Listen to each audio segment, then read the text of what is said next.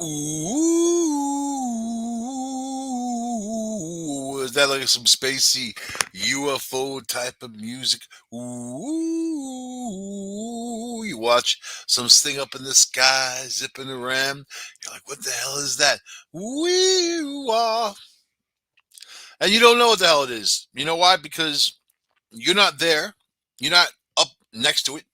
You see just a blob in the sky, zip, zip, zipping around. You take out your cell phone. That's real helpful. Then you see a little lesser of a little blob or blit.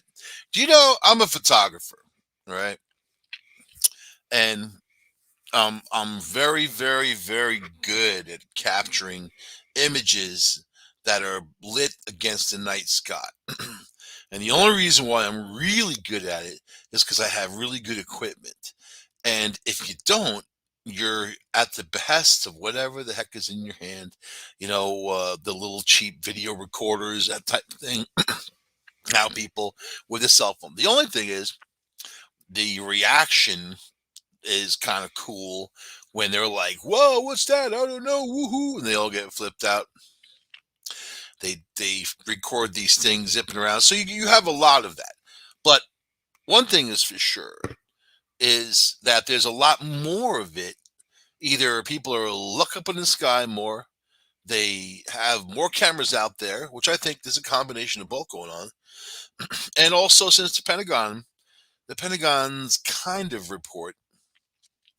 I don't think it was much of a report. They didn't really say anything, which is what I fully expected. I didn't expect the Pentagon to say anything.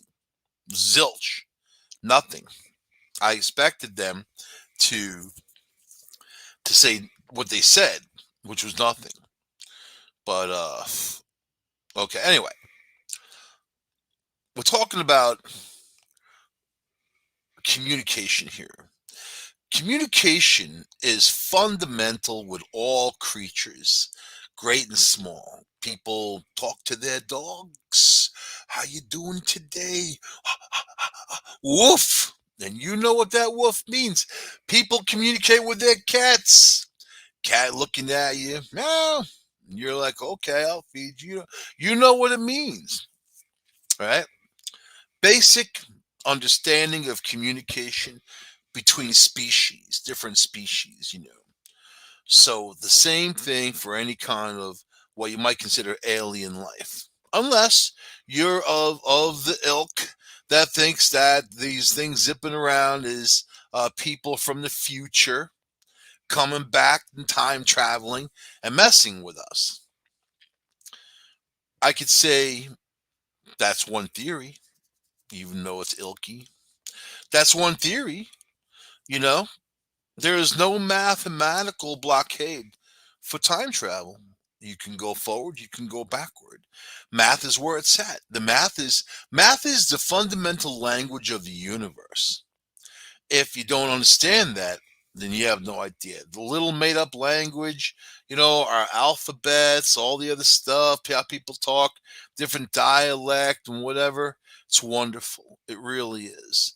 But really it's math. Math is the one thing that doesn't have a cultural difference with. Math is math, right? All across the world, math is math. So anyway, when you think of, if I'm an alien, not saying I'm not saying I am, denying everything and admitting nothing.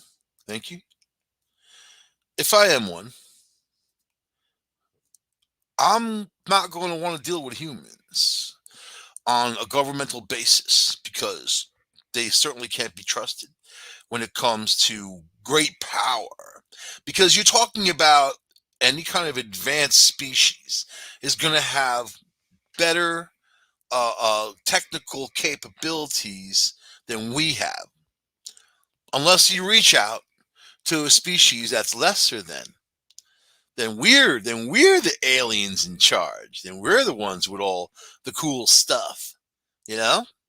and they're the ones looking at us. But yet we have that on our planet. I mean, we have people who, walk around in loincloths, hunting, whatever, with spears and blow darts, headhunters. Remember that Christian dude who went to that island off the coast of India?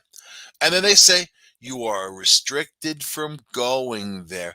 They don't want to mix the culture. It's their own little ant bubble, whatever, zoo.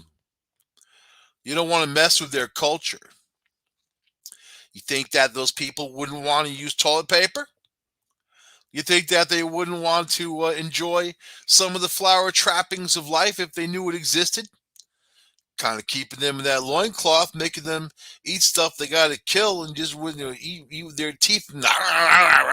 Sounds kind of inhuman to me. Just me. But then there was a Christian guy who went there.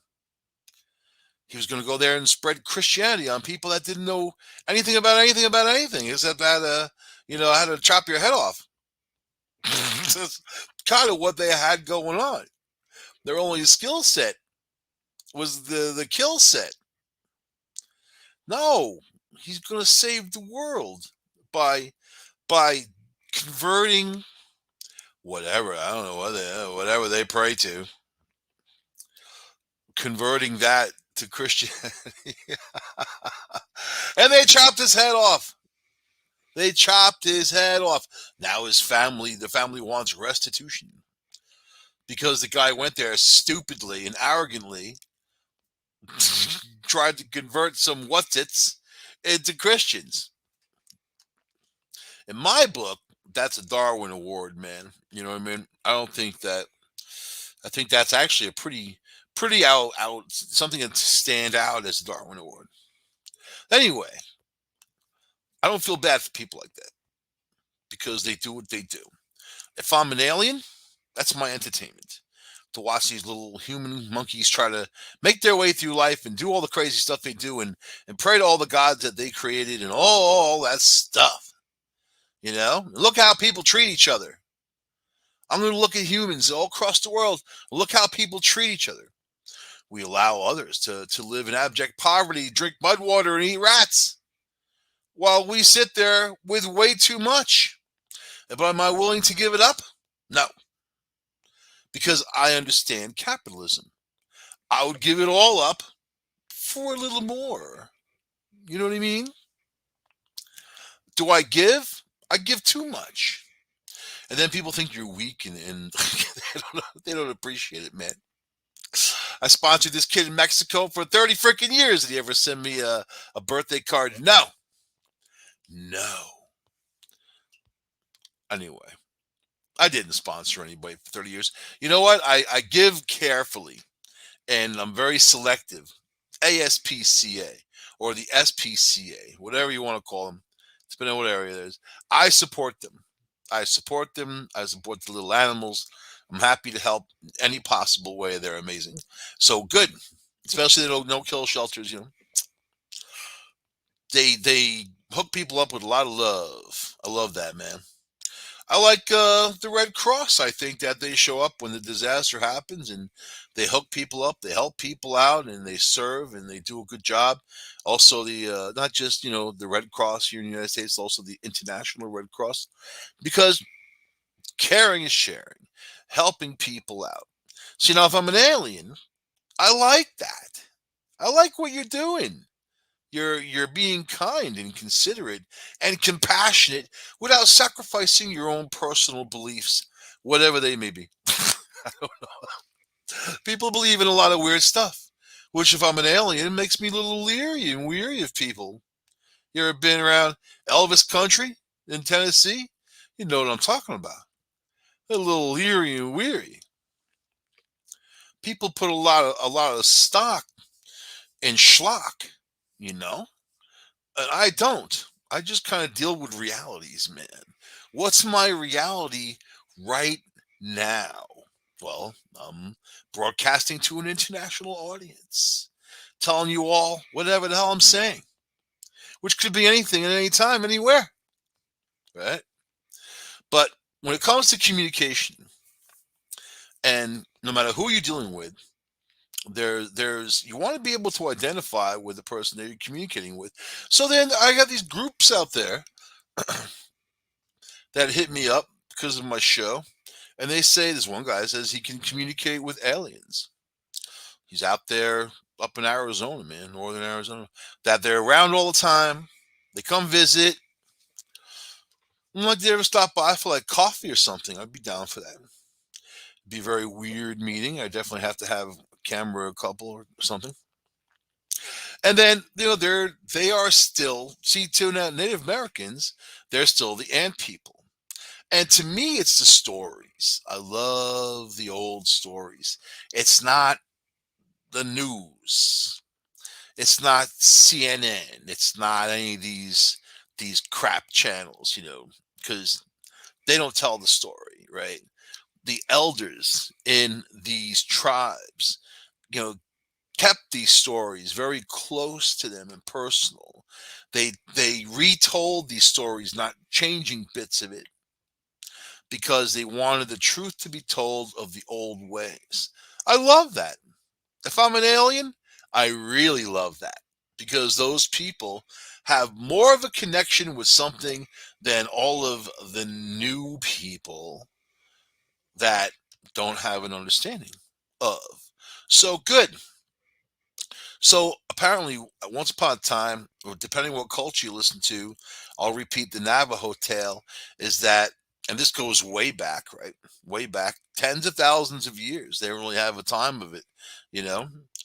And they said that the ant people called them to a certain place, and this is out in the west somewhere, I kind of, me personally, I've done research on this, and I narrowed it down to an area. And this is going by all the different nations of the Indian tribes' stories, that they all told the same story, basically. That they heard a song in their head. Sometimes they said they heard a voice, a song, something that guided them, all of them, to this one place in particular. And then when they got to this place, all these different nations, they all went in underground. They said underground, where the ant people were. And the ant people, they draw pictures of them, they draw descriptions of them. They look like grays, of course. The narrow head, the big black eyes, and all that. What do you think of that? They all have the same story. They all went inside and they went underground. This major cataclysm happened, and then they were taught how to exist in their new condition, in their new environment. you know so when they all came out sometime later into the fourth world, because they describe it like Navajo, first world, second world, third world, fourth world. So this is the fourth world they came out, and that's what they all gathered in Chaco Canyon, which is New Mexico. And they built these areas that are phenomenal. If you ever have time, Google, Chaco Canyon, and look at those structures. Tell me those structures weren't built for specific purposes other than just people meeting and greeting and gathering. But this is where all these nations came together to come together, you know, to deal with one another. But there was a harmony going on there. So all that happens within communication. So it all started with the Pentagon. Pentagon. Now this is recent news. Pentagon to study UFO sightings in restricted U.S. airspace. Isn't that funny though? Because number one, of course, you know what I mean. like like they haven't been doing this for how long? But here it is, like in the news. You know what I mean? Like, well, they're going to. The group will assess objects of interest that mitigate any associated threats, the Pentagon said. Oh, you mean like waltzing into your restricted airspace, taking a big poop of light in the sky, and then kind of waltzing over? I'm going to check this out over here. Ooh, let me check that out. If I was an alien, I would do that just for laughs. You know what I mean? Let me check out this Area 51 and hover with some light. Oh, I'll give those Area 51 people a real show. I'll land right next to them, come out, and whack them with some stun gun power. And fly away. Woohoo. And they would love it.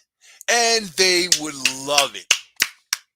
Those people would be like, dude, I looked the sky and there was this amazing light, and then landed right next to me. It came out, and there was this big dude, looked like an ant head, and he just whacked me with a beam.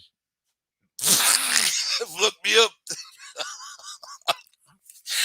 Man, I woke up and I pooped my pants, and that was great. That's it. Go on Twitter, Mr. Poopy Pants Alien Abduction Guy. Check me out. Make notes next time where it depends. So good. They have a group to assess. So do you think there's a security risk when you have high level equipment like the Nimitz, an aircraft carrier, and you have a bunch of objects floating above it and kind of moving around in a little fashion light show up in the sky, or bases or anywhere where it's high level security, right? Gotta set your standards. You gotta have it's like dating. You gotta have your limitations, man. Maybe. All right, maybe you don't. It's up to the individual. Leave me alone. Let's see. The Airborne Object Identification and Management Synchronization Group. Whoo. Whew, that's a name. I feel like I just ran around the Pentagon a couple times. The Airborne Object Identification and Management Synchronization Group. Who comes up with this freaking name? That's a mouthful, especially if you have some kind of title after that. Who you work for? I'm with the Airborne Object Identification and Management Synchronization Group. I'm to detect, identify, and attribute objects of interest, like supermodels. Did you just say like supermodels? Yes. I think they're aliens. See, that's why they don't hire me for these jobs. Because I'd be tracking a whole different type of body than looking for some aliens. You want to find aliens? They're apparently hovering above the Nimitz. I don't think you need much more of and they're like, well, we don't know who they are. We don't know who they are. That's pretty terrible when you have billions of dollars of equipment designed to know who they are. You know what I mean? And you don't know who they are. That's embarrassing, as a matter of fact. At that point, just lie. Just tell people anything. They believe it too, because people are stupid. Apparently, from the ones I see out there, they'll believe it all. You tell, especially the government said it. Do you ever think you'd see a day when people like obeyed government and corporations and then like whatever they say is true? Oh my God, that wasn't the world that I grew up in, man. People were much more, I don't know, whatever they were, paranoid and rightfully scared. The Airborne Object Identification and Management Synchronization. That's AOIMSG. OIM. Oi. The OIM. The OIMSG. Who do you work for? Forget it. Forget it. When did you say UFO guy? UFO seeker.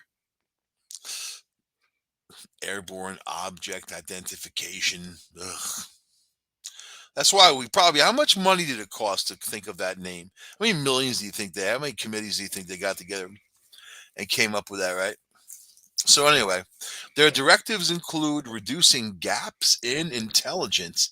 Now, I'm all for that. You know what I mean? And before you go into space, I think that you need to start getting into those gaps of intelligence within people in our society. Start there, and then work your way up. Start with your common street urchin and work your way up. You know what I mean? Your commonplace person, and but they want to analyze intelligence and counterintelligence data and recommend policy in the area. Sounds like a squash match. You know, the Defense Department has said it takes any reports of aerial incursions, identified or unidentified, had to slip that in there, very seriously, and investigates each one. Isn't that like a horrible? You would think that you'd have more of a reliability on these guys, man. Let's see. So let's see. The report that came out said of 144 reports made about the phenomenon since 2004, they could not explain all but one. This is the UFO stuff. No clear indication. Yeah, that one that they were chasing down. That was kind of just blooping around. The one that went from like 80,000 feet down to the ocean, under the ocean without making a splash, 500 miles per hour under the ocean. Yeah, that one. That's pretty interesting technology. Let's see. Several possible explanations were offered at the time, including advanced technologies from another nation like China or Russia. Do you really think that we would allow China or Russia to hover above our bases or over the limits and ploop around with a bunch of light and without firing a missile at them? You know, or 100 or 200. It was natural atmospheric phenomenon. Ooh, ice crystals. That's what they said about that huge alien battle over Nuremberg, Germany in like 1561. Oh no, it was the sun pillar. You didn't see discs shooting light at each other, crashing to the ground, and all the stuff, all the drama of an alien battle in the sky in 1561. It was ice crystals. The people that say this, are they really like? I think they just come. They have them locked in the room. I imagine just somebody who just really has, uh, uh, I don't know. He's in a lab coat and he talked like this, and he lives in a room, and they're like, we need an explanation for this obvious alien battle. There was sun pillars, stupid, and then they go and publish it. They call CNN. Well, what was it? Well, it was sun pillars, stupid. Sun pillars. That's amazing. Yes. Light. It was light. So, ice crystals. How about it was a snow cone? Ooh, I like a snow cone, man. That the ice crystals that could register on radar systems and developments of classified programs by U.S. entities. So, your multi-billion-dollar radar systems get fudged when there's some ice crystals around. Yeah, that's why we spend our money. I'd rather solve poverty. I'd rather take the reasons of people have for hate, terrorists and all that. Take those reasons away. You stop blowing people away and start caring for people. You know, give them the chance to care for you back. If I was an alien, that's what I would say to you. Let's see. The one was with high confidence. It was deemed to be a large. Oh, they found a large deflated balloon. Was it near election day? I bet it was. I bet it was. Let's see. So screw them. I want to hear from Canadians. I have a little favorite Canadian. She's so cute as a button. Cute as a button, eh? See? See, in New York, we say, hey, you cute as a button. In Canada. It's cute as a button, eh? See, you got to flip the A. That's that north-south thing, man. Acclaimed Canadian ufologist Christopher Ratowski can be described as Canadians Fox Mulder. I don't know who either of them are. He recently traveled to. See, that's why my show is pure. I don't have any opinions about these people, man. They are what they are. Unless I have to like really delve into somebody or somebody who's full of crap. I know a Canadian who's full of crap. Tells people he's a medium and he's not. That's kind of interesting. Let's say. So he recently traveled to Duncan, British Columbia, a small town on the Vancouver Island. Vancouver, very beautiful area. You have to say that Canada has some unbelievably beautiful areas. And in the 3 weeks that it's actually tolerable climate wise per year, you could slide up in there, slide around, check out some moose, maybe see a Sasquatch, and forget about the cryptozoology, Sasquatch, aliens, you know, hybrid bear, Chinese hybrid bear. There's a lot of weird stuff going on up there in the woods. Forget about all that. If you really want to meet people, meet those people up in Saskatchewan who actually live in a place where it goes 50 below zero during the day and all the way through frickin' winter. That's a different brood of people, man. When I went across the country, United States, just recently, a year ago, met people in Nebraska, right? And then people are what they are. I take people at face value. I do not judge you. You might judge me, but I don't care about your opinion. So that's the that's the deal. But I'm not going to judge you, right? But I talked to this dude at a gas station. He's working at a gas station or whatever. It was in Nebraska. And so it's all flat. There's like no trees. It's like if you put a gas station on like Mars. It's like that. And I'm sitting there, and I'm not really sitting there. I'm trying to pump my gas. And it's like the wind's like whoosh, whoosh. I was like Shahrazad type of. I needed some kind of like desert clothing to keep the sand out of my crack. So I go inside. I fight my way to the gas station. It's like you're walking through this dust storm, and it's like the wind's whipping, man. Oh man, yeah.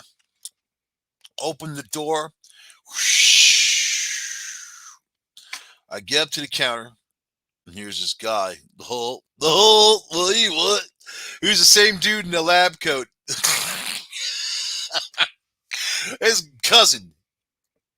I'm like, it's freaking windy out there, You'll think that's windy? Ho, ho, ho, ho. You should see what was. I'm like, all right, screw yourself. I'm out of here. You don't have any sympathy for me after what I just went through? All right, you. So, yeah. Anyway, what the hell was I talking about?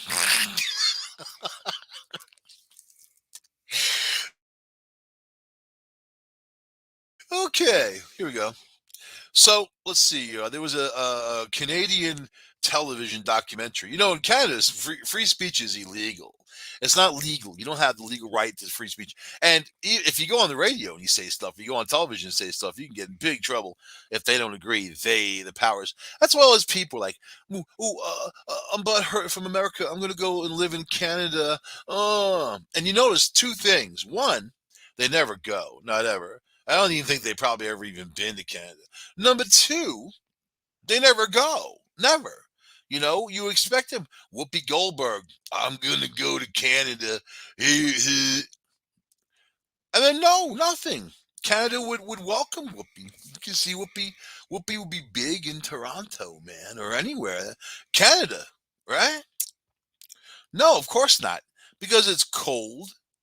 360 days out of the year. And you got to deal with Canadians for the most part. So that's who you visit. You visit the Canadians, talk to them, tell them your stories of being cold down in America or New York or something, and they will laugh in your face. You know, I saw 45 below zero one time in Lake George, New York. I was up there. It was February. Every day was 5 below zero during the day and 15 below at night. And then one night it went down to 45 below zero. I was living in this huge goddamn haunted house with big, thick 22-inch thick stone walls with electric heat baseboard. And it was cold. It was horrible. And then I called my friend 4 o'clock in the morning. My friend Jay. I was like, Jay, it's 45 below zero outside without the wind chill. He was like, holy shit. I'm like, yeah, man. And then I'm like, I'm going to go outside and see what it's like. So I put my parka on and I went out there and like my whole face like cracked. It was went back inside. And I tell Canadians that story. They're like, yeah, 45 below ain't bad. There's nothing. Well, 45 is that's a good summer. It's nice. 45 below zero? That's warm, man. Anyway, so don't try to sympathize with people who have no sympathy for you. You gotta tell people like from Florida, you know what I mean? Like it's 45 below zero. Oh my God. How are you alive? That's the kind of crap I want to hear. I want to hear sympathy, some kind of empathy, some kind of feeling for my horrible, horrible, horrible cold survival that was. Yeah, upstate New York. So let's see. Now in Canada, let's see, they've had thousands of sightings of UFOs. They did a survey and it showed that there was an average of 2 witnesses per UFO sighting. That the sightings lasted about 15 minutes each. Many witnesses were police officers, pilots, and other people with keen observational skills. Keen observational skills. You got that Dudley Do right up there, man, the mounted. That's what I remember Bullwinkle.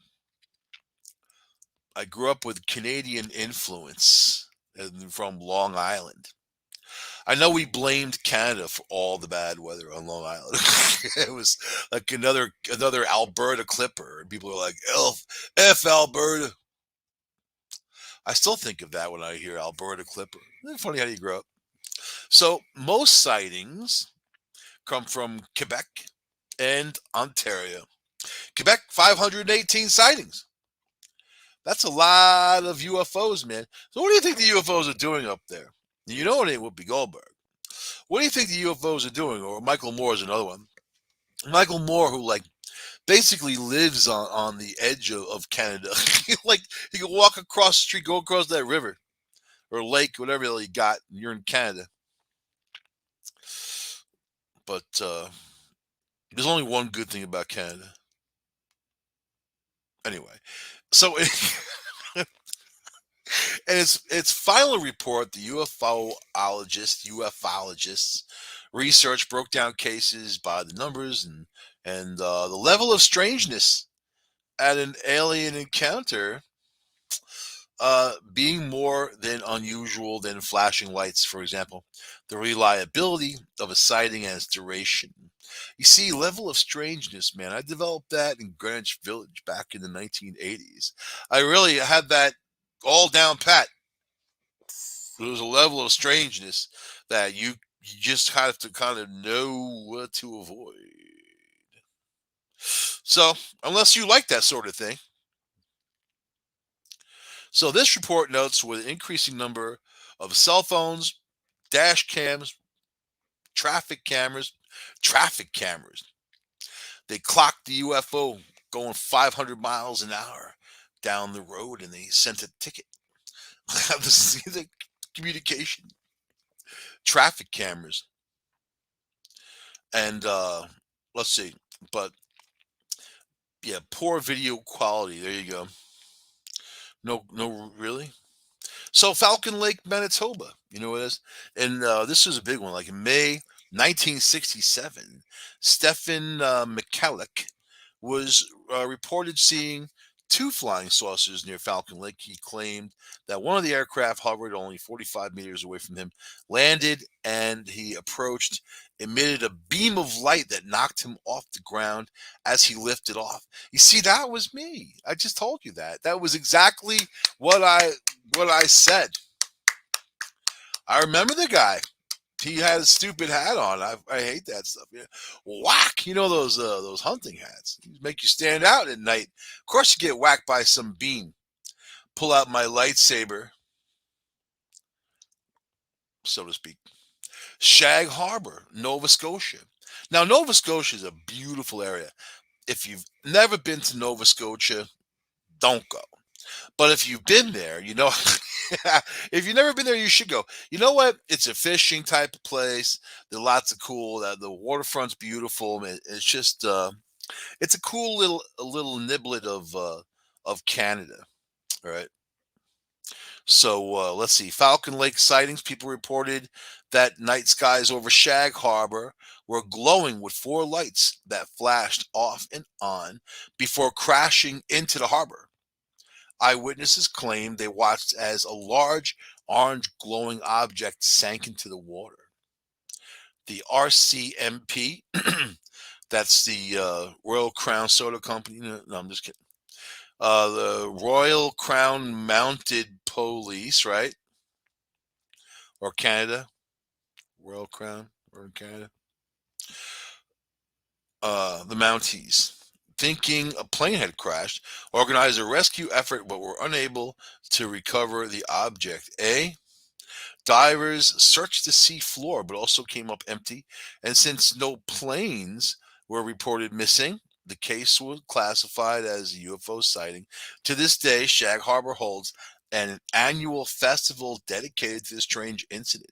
Isn't that weird? One day they'll declare it a god, you know what I mean, and like have some religion, some offshoot of Mormons or whatever, come out with the orange. They'll drink like orange soda, like that. What's that soda with the fat bottle? Fontana or something. I don't know, whatever. They'll sit there and like go bleep, bleep, bleep. That's what these people do, man. That's why I don't put any stock in it. Because it, even, you know what? Ghost hunting, UFOs, whatever your bag that's different than in what other people's bag is, there's always going to be freaks that are attracted to it, man. Always. So, yeah. And they kind of take away from the whole thing of legitimacy. You know what I mean? So you have to discount the freaks, like it's kind of shove them aside, right? All right. In Maryville, Quebec, in 1989, several people in Saint Marie de Manure, Manior, reported being awakened in the middle of the night by a noise that sounded similar to an electric generator. Witnesses also reported seeing an intense blue light shining outside their windows. 2 days later, a perfect circle around 20 meters in diameter was found outside of the home of one of the witnesses. The RCMP, soda company, were called to investigate, but the source of the lights and strange markings remains unknown. So, see, I'd be blasting Leonard Skinner if that was me and alien. You know, you want to like, if you're gonna mess with humans, well, then do it. Stop pussyfooting around. You know what I mean? Sit there. Oh, here I am. Going to woo woo woo. Show some lights. Why are they even here? What do they need to do? What are you doing, aliens? Not me. What are you doing here? Probing people? That gets boring. The first few times you've done it, it's boring. You know what I mean? Unless you have some kind of sense like a dog likes to sniff every ass it meets, and then also the same ass thousands and thousands and thousands of times, and it probably smells something different every time they sniff. That's where I would put that probing at, me personally. So Canadians are funny. I love Canadians. Some of them. But the Pentagon is not funny. There ain't nothing funny about them. So how's this? And this is for everybody out there. No matter who you are. You want to communicate with a Sasquatch? It's all communication. If you want evidence, if you're in a ghost hunt, if you're looking for an alien, you want to be able to communicate. You want to be able to start talking. I see these fake ghost hunts on YouTube sometimes, and they're going to this building and then, oh, there's something there and they see something moving and this some chick with makeup on, and like whatever.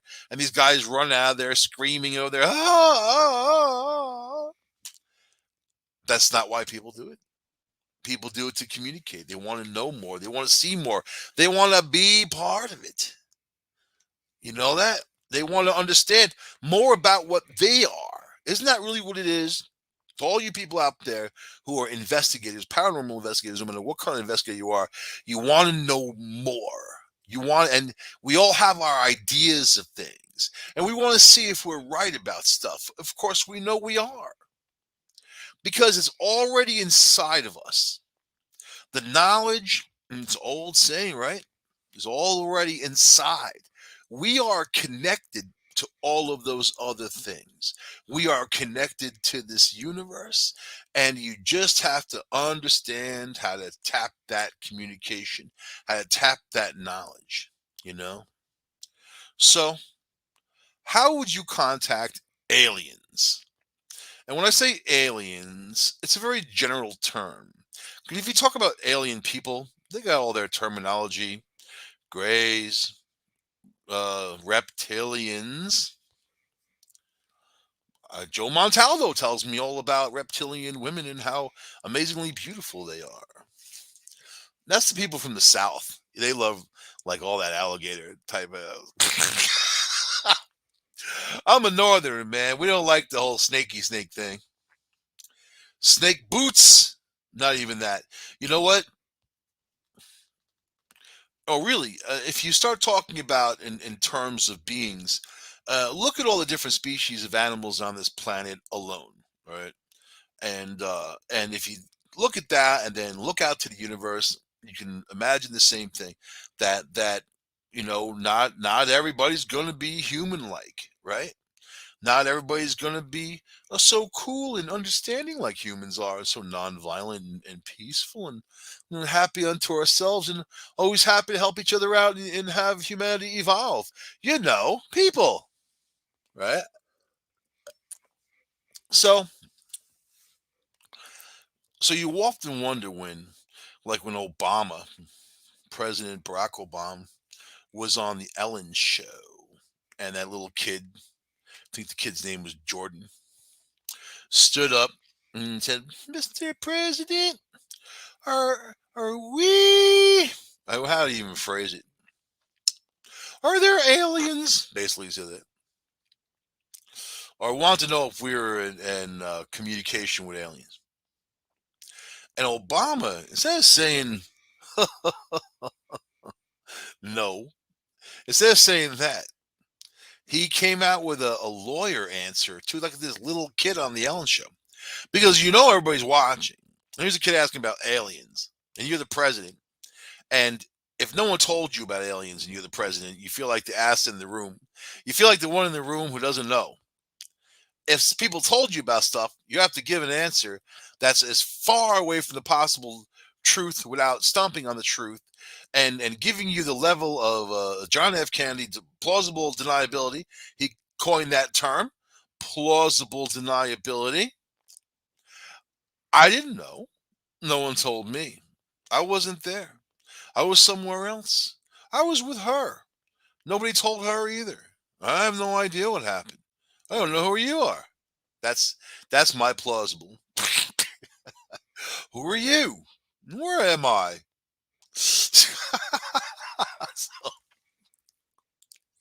Plausible. So he gave the answer. Well, Jordan, I can honestly say that, and when people say I can honestly say, they're full of shit. I can honestly say We have never talked directly with any extraterrestrial life. Period. You know? The kid's like, oh, okay. Now sit down. The men in black will be visiting your house later on, and you won't remember any of this, especially Ellen. And they kidnap Ellen and replace her with Eminent. Be like, ah, Eminent's pretty good these days with that rap music. Hey, for the Ellen DeGeneres show. Yo. And Eminent looks, Ellen looks a little different, a little younger, a little different. So, hey, man, you got to roll with the times, you know. Whatever the tools you have in your toolbox, you must use them. Anyway, so how do you contact aliens, right? How about remote viewing? I've taught people how to do remote viewing on the show. I've done remote viewing myself. I'm really good at it, actually. You know, with just receiving numbers and feeling it out. So I'm getting better and better. It's kind of what I do, a little practice here and there. I used to, you know, I used to do it when I was a kid, and it kind of sounds funny, but my father used to own a service station, and I had to work there as a slave, getting beaten on. And when he wasn't there, when he was at OTB, off track betting, I'd sit there and I'd watch the traffic go by on what was Sunrise Highway in Rockville Center, and you know, people turning at the light and whatever. And then it's kind of funny. I would like imagine myself in those cars traveling down the road and what they were seeing and smelling and experiencing. I was a little kid doing that, man. You know, so you think it's just games you play in your head or whatever, or just the fact that I wanted to get the hell out of there. I'd be in any car going down the road, but I didn't have to be there, right? Remote viewing. But in this case, it's a practice that can be used to contact and connect. You know, it requires you know, just a little bit of sensitivity, little ability, but it's something that you can strengthen with inside yourself. You know, in fact, there's a lot of books out there on remote viewing. But basically, I've given people. You can look up the show. I've given people the outline on how to remote view. Anyway, meditation. Meditation ultimately important. And you know, if you're good at it, you can meditate in any situation. You can meditate driving down the road, meditate flying a car, you know, jumping out of an airplane. You can meditate, right? You might have to jumping out of an airplane if you don't have a parachute. So meditation. This is just you could take your, you know, if you're into yoga, ching ching ching ching ching ching ching. You got some kind of philosophy, you have a connection with the world, you know, you om, you gotta get that rhythm, om, that vibration around you, om, right? That one. I want to meet one of those beautiful reptilian women. But if she's creepy, I don't know. I'm gonna be around. I want one of those alien ships to fly around. Doesn't come with a warranty. So, and also shaman. The shaman that I know lives in northern Arizona, who says he's in constant contact with aliens, and he's the leader of their people. And he says it's a common thing among his people. I'll be going out there and hanging out and talking to them, man. You know, so and he's a real shaman. Because a lot of people out there say he's shaman, but you know, shaman with a small s. They're not really shaman. It's like all the white guys that run around saying that they're Native American. You know what I mean? There's something really off about that. Something like just off about it. You know? So, but let's see. And if you're a shaman, you definitely know how to move that energy and communicate. But why do you want to communicate? So let's say an alien showed up right now at your house. What are you gonna do? You know? Okay. So anyway. So again, getting back, how much time do we have? Yeah. So remote viewing is something that can be used in many areas in your lives. You know, back in the day, they used it to go through Soviet bases.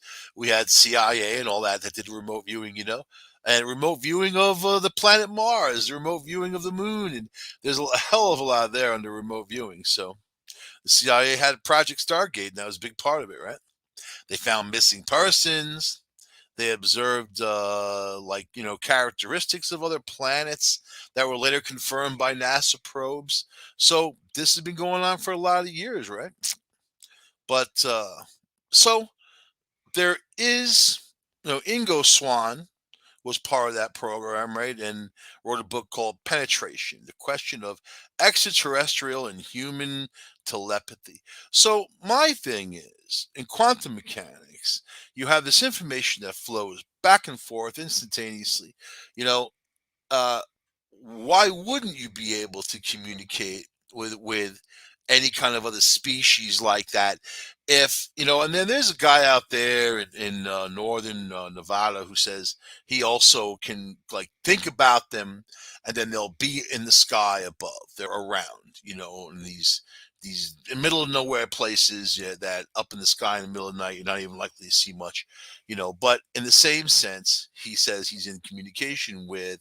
But why, if I'm an alien and you're a human, what am I going to get from you? You know what I mean? Not to be arrogant or anything. I can learn nothing from human beings. Nothing good, anyway, because humans have a lot of bad qualities that people need to work on. So people keep reaching out to the stars as humans, but we don't fix things here first. And when we reach out to the stars, now we have this garbage dump floating around the planet, because not only do we litter and destroy their own planet, we have to do that same thing in space. So there are things that humans need to fix before any kind of intelligent species want to bring us to the table, as it were. Mensa. You know what I mean? So this guy, Swan, remote viewed the moon and found an extraterrestrial presence there that was in the process of constructing a vast network of roads and bases. Moon roads. All right, man. Get yourself a moon buggy, put your sunglasses on, put some Leonard Skinner. I would be the alien blasting Skinner outside of people's houses. It would scare the hell out of them. Maybe some rap music, some Snoop Doggy Dog, sipping on gin and juice. The guy'd be calling 911. There's a UFO outside. Yeah, the beam of light. What's it doing?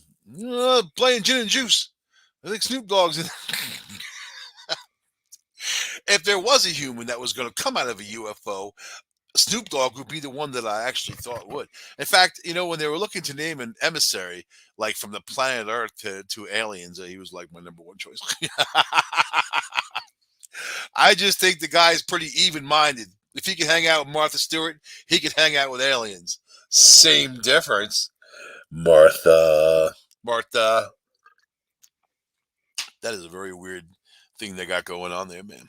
But I understand it, which is, makes it more. It makes it more. It makes it more weird.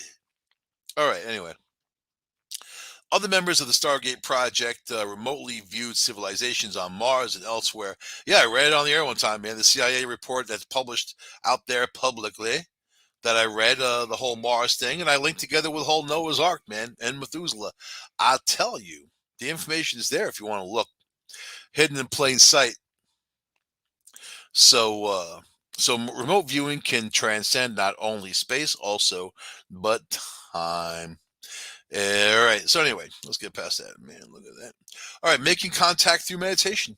So in the whole voyeuristic nature of remote viewing, if you don't like that and you don't want to do it, or you want something a little bit different, you can get into that whole meditation. So, and meditation is also a fun social activity. My mom was the one who teach me how to meditate and even do yoga when I was a little kid, man.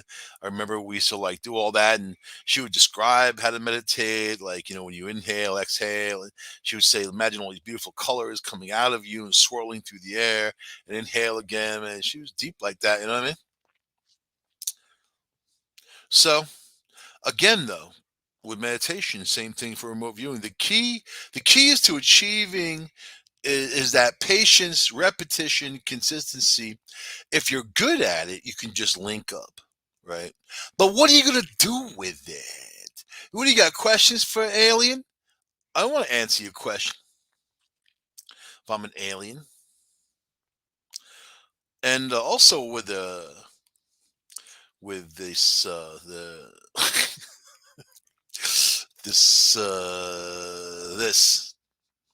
the meditation bit also recommends some dietary and lifestyle restrictions that could take a while for certain. You see, now I don't like that, though. These dietary restrictions are relatively simple. You got to cut back or eliminate refined sugar, caffeine, nicotine, alcohol, and red meat. That I just ate that. I, I just you just described my dinner. What the hell's wrong with you?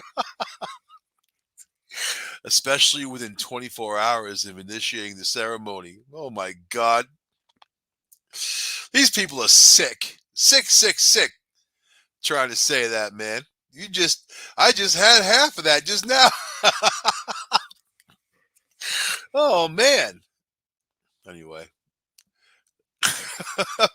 once you've established your lifestyle habits, you find a quiet place, secluded, where you can let off a real big fart because you're not eating right, and then you're eating all vegetables, and then you're farting your brains out, and you don't know why. Oh my God. Let's forget about the meditation. I can meditate. I meditate when I do martial arts. I meditate no matter in my car. I meditate shopping. So whatever. You gotta just be natural with it. And if you're a shaman, but this only applies to shaman. Shaman are hard to find good shaman, much like the extraterrestrial entities, and a trustworthy shaman. While they do exist, well, why is this even there? Gonna go hang out with a shaman. I know them, and they don't want to know anybody. I know one, as a matter of fact, and they don't want to know anybody. But okay. But there are numerous accounts of shaman experiencing UFOs and communicating with them, and way back primitive cultures, like we talked about before, having a lot of dealings, and not just dealings, learning. It was the ant people that taught these Indian nations how to grow things in the crap climate out there. After this major cataclysm had happened and shifted the whole face of what was going on out there, right? So yeah, it was the shaman, and they were the leader of the people. Of course, if you're going to teach something to someone, you want the leader of the people. Then, of course, they got to be involved, and then it goes out from there. You know, then you've got to deal. If I'm an alien and I got to teach you something, then I have to deal with you. All right, pay attention, and that's not easy sometimes. All right. So anyway, what do you guys think about all of that? What do you think about it in your little lives on how these, you know, you have to have an open mind and an open heart at least, and then you understand what goes on a little bit in the world. You have to understand that if there's more intelligent, you know, whatever out there, they don't doesn't mean that they're kindler and gentler. It doesn't mean that they have some kind of love bursting from their hearts. It could very easily be like the way we treat the chickens or turkeys, or even each other. So I think that the best guidance is that love inside your heart, and letting it out, and having that kindness. When you start living in that world, it elevates you to a point where people would, an advanced civilization, if they were decent, would want to deal with you know, and then go from there, right? You evolve, you go from there. But until that happens, I think those aliens are going to keep their distance. They're going to keep floating around like little blips and bloops of light, just mystifying people, letting us know that they're there, you know, and they know that we're here. It's as simple as that for communication. I will see you guys on the next Discovery Paranormal next week. Bye.